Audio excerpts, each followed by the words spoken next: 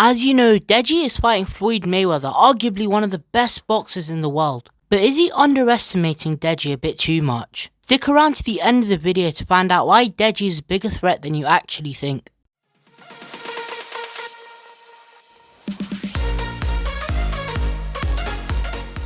Global titans who are holding this event have just released new images of Deji, and he is in the best shape of his life that he has ever been. But why is that? Well, let's take a step back. Deji has been training with Leon since his last fight, and Leon is no joke to the boxing world. He has been pushing Deji to the limits. It's quite obvious that Deji's main focus in this camp is focusing on his cardio because he wants to last all of his rounds with Floyd Mayweather, and he doesn't want to get knocked out earlier on or even TKO'd. He just wants to last against Mayweather because that is a big achievement for him, and it was a big achievement for Logan Paul. And yeah, if he lasts all of the rounds, he could even go on to fight Jake, maybe, I don't know. In these pictures we are seeing, Deji is looking strong, but he needs to be able to firm a punch on Floyd Mayweather.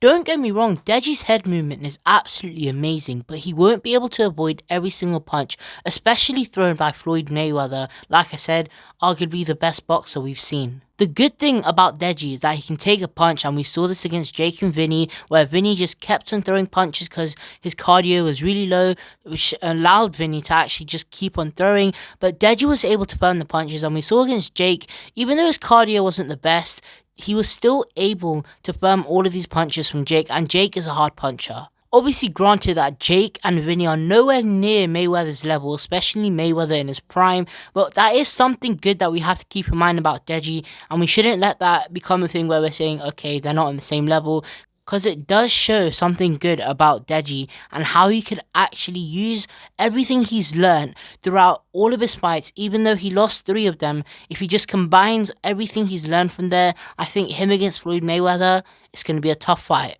Deji is also a very powerful puncher.